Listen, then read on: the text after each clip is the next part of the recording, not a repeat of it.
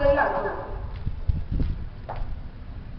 आता नसाय काय झालं बघावं तेव्हा वाचायचं लिवायचं नाही तर गडबड घेऊन दानपटा खेळायचा.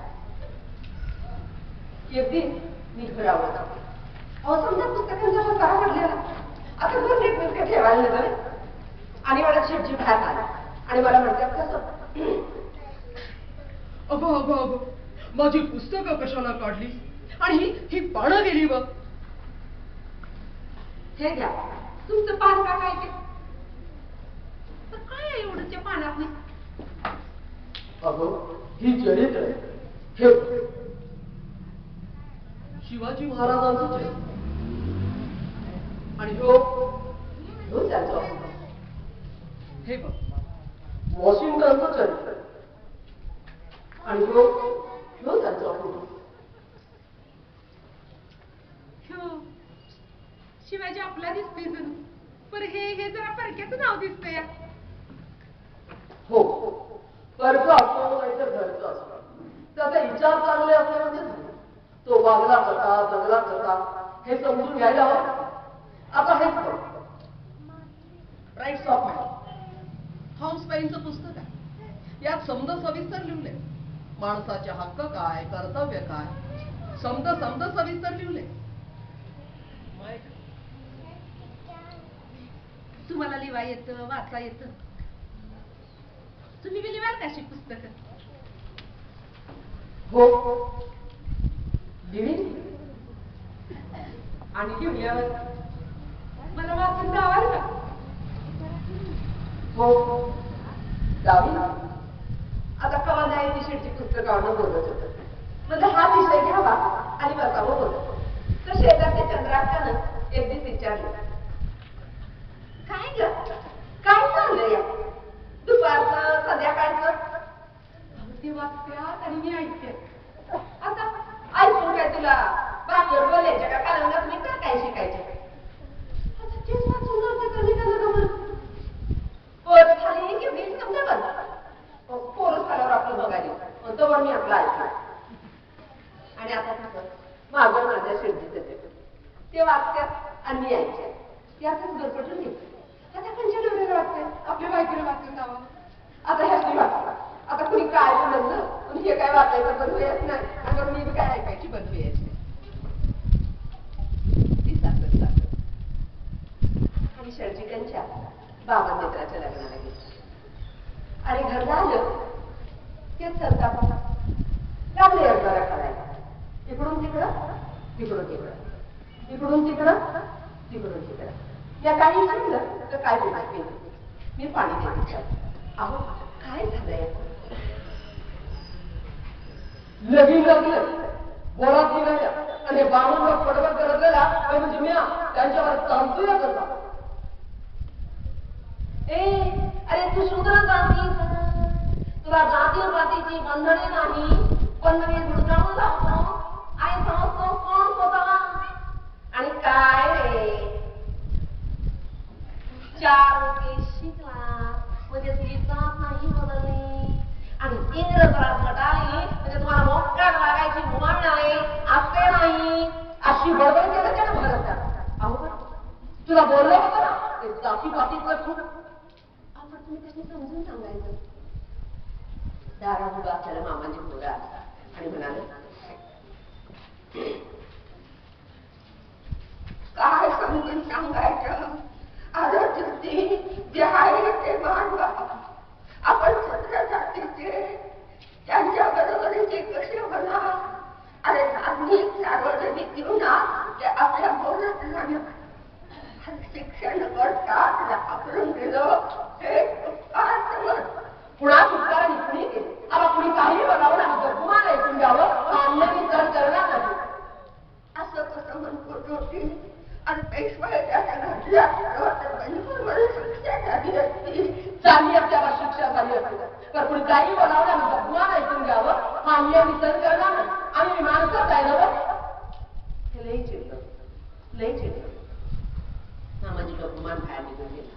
मी असली म्हणलं अहो किती सरकार आपल्या शांत व्हा कसा शांत सावित्री कसा शांत अगं बाहेरच्या जाताना तर बाबा त्यांचं खरं समजून समजावत्यात. काय सहन केलं तर जीवानी स्मरण होत असं ना बाबा मग म्हणजे तुमच्यावानी शिकल्या नाही म्हणून त्यासनी वाटतंय. म्हणून काय झालं किती सहन केलं समजेल किती सहन केलं पण समोर घडणाऱ्या गोष्टीची तुला तू तर माझ्या संघ राशील होय मी राहील नव्हतं तुमच्या संग मी तुमची बायको राहू तुम्ही जे जे करा ते मी करेन. मला काळजी पडलं नव्हतं पण मी आपलं म्हणलं तुम्ही जे जे करा ते मी करेन. पण त्या रातच्याला माझ्या डोळ्याला डोळा राहिला माझ्यासारख्या आड्याने साथ लागली त्यातले डोळ्यात ठाकून डोळं निघलं जणू त्यांच्या जगण्याच्या धाग्या दोऱ्यात माझं धागं दोरं पुरतं येऊन गेलं. त्या दिवसापासून शिवजी करून हे होतं त्याने माझ्या ग्रंथांचं वाचन कविराज विनंती संत शिरोमणी संत ज्ञानेश्वरी तुकारामाची गाथा प्रोफेसर विल्यम जोन्स यांनी हिंदू धर्मावरती केलेली टीका महात्मा बसवेश्वर तीर्थंकर गौतम बुद्ध या समाजसुधारकांचा अभ्यास केला. अभ्यास झाला की मित्रासंग बोलायचं मित्रासंग बोलून झालं की रातच्याला मला समजून सांगायला. पण एक दिवस राहून मी त्याची विचारलं काय मिळालं वाचून. अगं हिंदू धर्माचं नेहमी दर्शन आता घडतंय तसा तो पूर्वी नव्हता.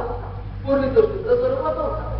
अगं हिंदू धर्मात काही उलट चाललेली आहे त्या मोडून करणारा आवडता तो चालता त्यातून आलाय तेवढं पण रयतेला शिक्षणापासून दूर ठेवलं का ते स्वार्थ होतं.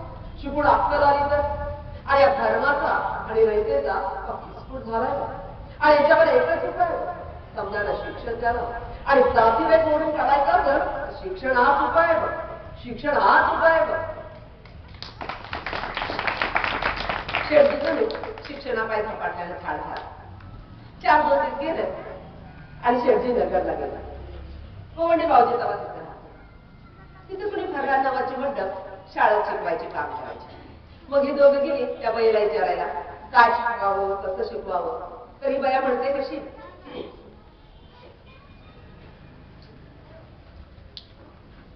स्त्री हा घराचा केंद्रबिंदू आहे. स्त्री शिकली तरच घर वर येणार अन्यथा नाही. आणि तुम्ही तर आपल्या बायकांना शिकवतही नाही. हे फार वाईट आहे. डोक्यात एकच समजाने आपल्या बायकांना शिकवायला घरला आलं तेच पाटील पेन्सिल घेऊन चेहरालाही नसते. मी तिने सगळं स्वयंपाक घालून तुझीला पोत्याला ते भांडी आले ते खाका मारा आले भाकर झाले कालवण झाले. भाकर नको तुझे शिर्डीचे काय झाले भाकर नको बसत्यात तुझी. मी आपल्या पगाराला हात पुसत आले बघत्या तर समजा पाटील पेन्सिलीचा पसारा नाही विचारलं कायची हे हा बघितलं तर का मी शिकवणार लिवाया वाचाया कुणाला तुला तू मला लिहून येतं वाचता येतं कसं मला येईल. शेठ जी म्हणून शेठचे हात त्यांनी पाठी पेन्सिल घेतलं आणि त्याच्यावरती लिहिलं शेठ जी आणि मला म्हटलं गिरीवाला. मी लाजून म्हणलं काय येईल नवरा आणि मग ती गिरीवाला क ख ग घ कला काना का काना मात्रा इलासी आणि एकच लोक काल मला शिर्डी वाचून जावत होतं. आपली वाचायला लागली एक एक शब्द एक एक वाक्य रस्त्यात नुसतं फेर धरून नाचत. प्राणाची गाणी म्हणावी ही म्हणून काढाविषयी वाटत. उकारा म्हणावा तो निभावाचा वाटत होता. नव पुत्र घ्यावं आणि त्याचा मार घरी साथ घ्यावासा वाटत होता. स्वतःचं नाव घ्यावं आणि त्यावर फिरवासा वाटत होता. आणि साऱ्या घरभर वरून सांगावं वाटत होतं मी लिवायला लागले मी वाचायला लागले मी लिवायला लागले मी वाचायला लागले. आणि लोक बोलायला लागले. मामाजी एक म्हणतं अरे तुझी शाळेला कशा पाहिजे तुझी अरे आपल्या जाती त्यांना बायासाठी काय परवानगी नाही आणि बाया शिकल्या आणि त्या वाचायला लागल्या की त्या अक्षराच्या पण आल्या होत्या आणि त्या जेवणात गेल्या आणि बाया शिकवून त्यांच्या होत्या अभिचारी होत्या आणि म्हणून इतबाही होत्या आबा सावित्री जावी हे समज खोटं आहे आणि अशातच पुण्यात बुधवार पेठेत पहिली मुलींची शाळा सुरू झाली आणि पुण्यात एकच चांगला वापर झाला आणि शोधण्यात नाही तर शूद्रांच्या मुलीही शिकायला लागल्या आधार काय सोडवतोय हो काय सोडवतोय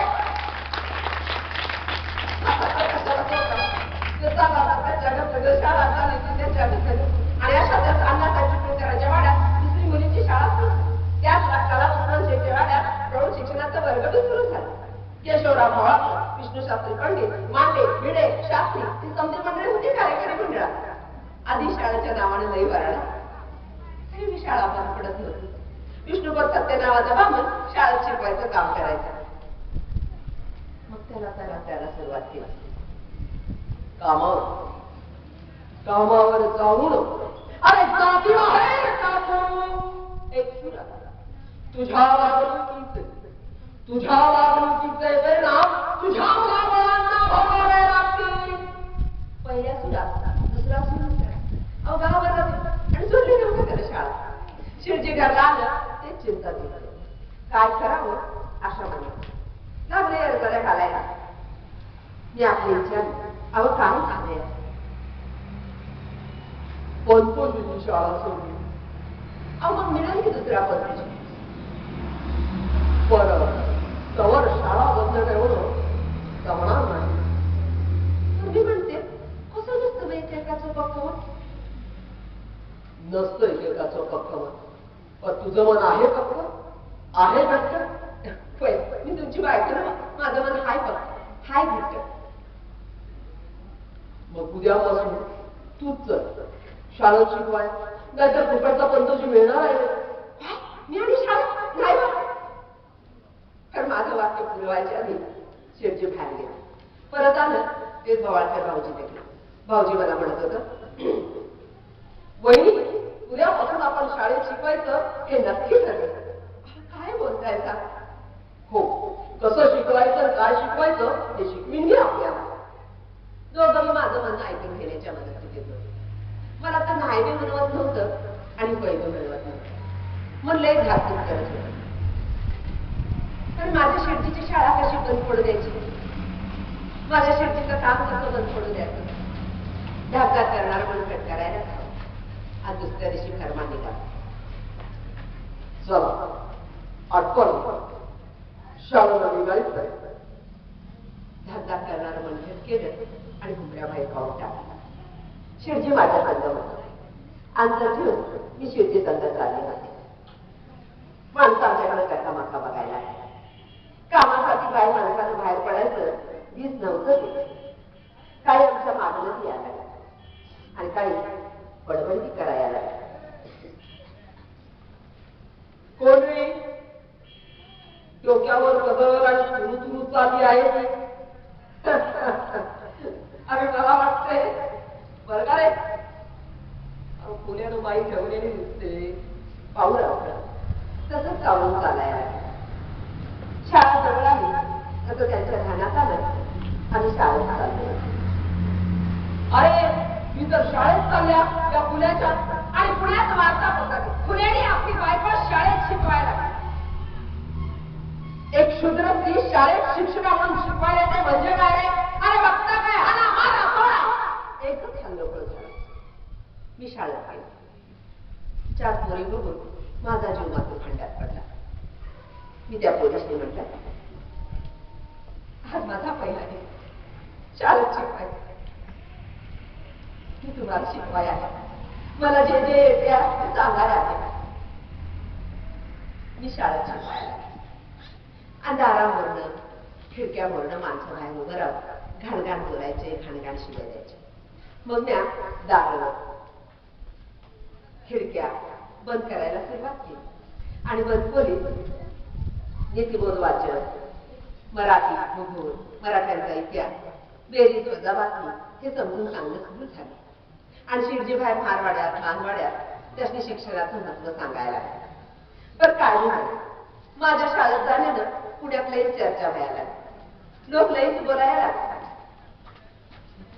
आणि मागलं हे शुक्र अरे धर्मगुणी सगळी शाळेत शिकवायचे म्हणजे काय, अरे ते म्हणतो आत्ता इकडे नाही तर नाकेवर रांगीचे.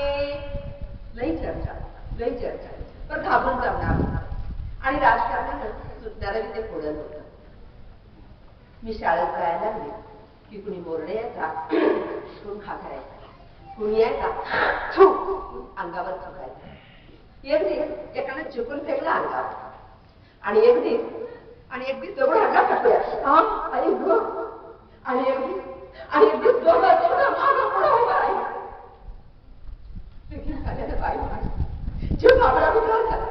मी डॉक्टर डोळे बंद केला, सूर्यदेवाला नमस्कार केला आणि म्हटलं, देव माझं कर्तव्य करते, देव तुम्हाला क्षमा करो, देव तुमचं मना करो असं म्हणले आणि मनात शिरजीतल्या सूर्यनारायणाचा जप सुरू केला. थोड्या वक्ताने डोळे उघडले, आजूबाजूला पाहिजे ते बाजूला झालं. पण शाळेत गेले तरी जीव ठाकू करत होता. मग दुसऱ्या दिवसापासून शिरजीने माझ्यावर शिपाई द्यायला सुरुवात केली. का तर म्हणून पुण्यात संतापाची लाट होती. नवनवं अवघड पुढे मी विद्यार्थी होते. आता माझ्यासारख्या खुल्या माळ्याच्या बाईने शिकवलेलं पुण्यात संतापल्यासारखं काय होतं. आजकाल पुढे कशाला संतापलं लोक जवळ घबरावतात याची मात्र चिड येते बघा. शाळेच्या कामं तर वाढत येताळ पेठ, बुधवार पेठ, गुरुवार पेठ. शिरजानीने आता फक्त राजालाच भेट होते. मामांजी लई बोलायचं त्यांच्या कामात असायचं. त्यांचं चुलतं पुतणी याचं आणि त्यांनी घाणघाण बोलायचं, घाणघाण शिव्या द्यायचं, जातीबाहेर टाकतो म्हणायचं, वाळीत टाकतो म्हणायचं. तर मामाजी बघूनच एक दिवस शिरजीने आला लई वस्तू छानला. शिरजी आलं तर अंधाराचा कडा पाच लावून गेलं. मी तिने सांगत स्वयंपाकावरून भांडी झाकून ठेवली आणि वाचायला. मला वाचाया बसलेले बघून मामाने दारात शिकवून शिरजी आली. मामाने बघून जर आवाज म्हणाला, बाबा झोपा, किती उशीर झाला. आणि तू एवढा उशीर आहे ना, नक्की जास्त म्हणून काय झालं. बाबा तुमचं वय काय. वयासाठी बोललो कशाला नाही शिकला मागला उडीतून आणि यासाठी जन्माला येऊन शिकला आणि आता काय शिकवते. आता कसं काय आबा मी जो करतोय त्यानं त्याला समाज डाबा होणार आहे मला माहिती आहे. पण तुला बरा बाहेर निघलो आणि बाबत माणसं भेटा येत्या खाटपर्यंत वाढवत बोलत होती. मग समजा व्हायला लागली आणि आता मारामारी लागली पक्ष. कशाला तमाशा मागितला माझा शाळेला तेवढं करा बाहेर निघलो. आबा सावित्री शिकली, शिकवायला लागली म्हणून 4 बाया म्हणतो लागलो. बायानं चला बाहेर पडा, डोकी वापरा. आणि कशाला डोकी वापरा. ठेवले आनंद आहे परत नाही काटवाला नाही कुठे डोक्याला टाक. एकदा काम महत्वाचं म्हणल्यावर सारं विचार थांबतात. आणि एक सरकार एक खालचा काम म्हणा आणि बाई माणसाला ह्या म्हणजे तेव्हा एकदा काम हा विचार पक्का झाल्यावर सारं विचार थांबतात. तू म्हणतो पण 4 माणसं बाहेर घेतली की जीवात जडजड वाटतं. माझ्या शाळेत तुझ्या तेवढं घरा बाहेर गेलो. आवा जीव गेला तरी चालत, पण आता काम थांबलं आणि सावित्रीचं काम थांबलं आणि चांगलं मिळतं आपल्याला. अरे माझ्याकडनं माणूस काय करावं. अरे काम करण्यासाठी माझी आवश्यकता दिला. अरे निष्ठच भाऊ असतात, निष्ठच भाऊ असतात. आपली बाबत माणसांनी कबूल करून आणूया. एकटं तुम्ही लोक शाळा सोडा नाहीतरी सोडा. आवा कसं म्हणून तुला बरोबर कसं म्हणू आणि कसं म्हणू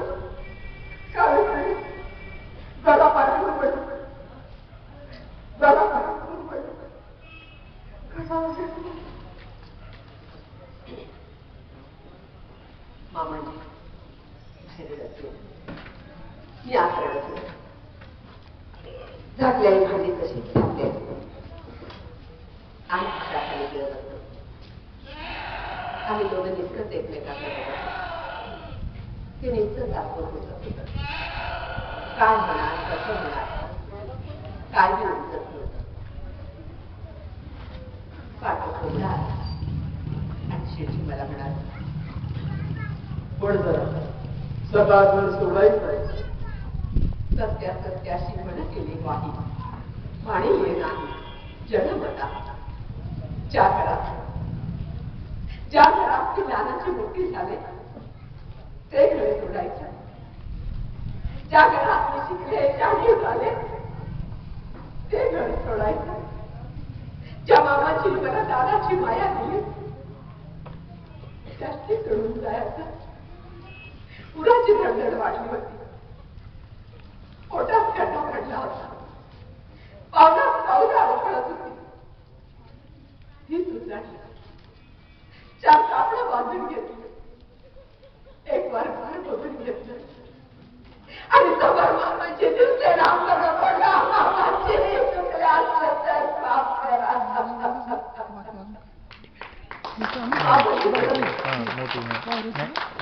आणि मला समजलं पण घर सोडायचं होतं. कधी परत नाही येण्यासाठी, कधी परत नाही येण्यासाठी.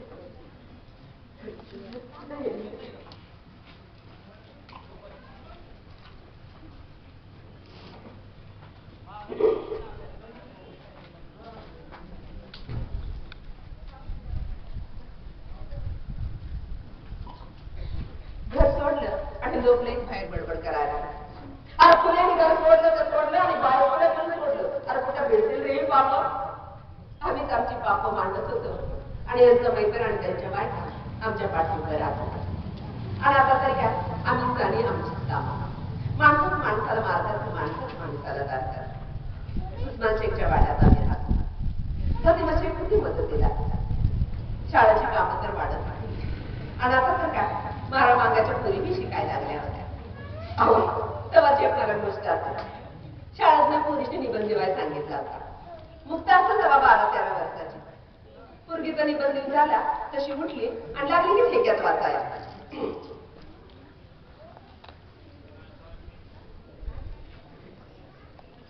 मी आणि माझा धर्म निबंधाचे नाव पामंत्र म्हणजे वेद ही आमचीच मालमत्ता आहे. वेदात लिहिल्याप्रमाणे वर्तन करणं हे आमचा धर्म आहे. वेदात लिहिल्याप्रमाणे वर्तन करणं हे पामनाचा धर्म आहे. आम्हाला पुस्तकाला शिवायची परवानगी नाही, पुस्तक वाचायची परवानगी नाही. यावर आम्हाला दिसतंय की नाही. आम्हाला पुस्तकात लिहिलेला धर्मच लागू नये. तेव्हा त्या भगवानचा पुस्तकातून आलेला त्यांचा धर्म आम्हाला लागू आहे. तिकडे म्हणजे त्या कर्मानं वर्तन करून आम्ही मोकळा श्वास घेऊ.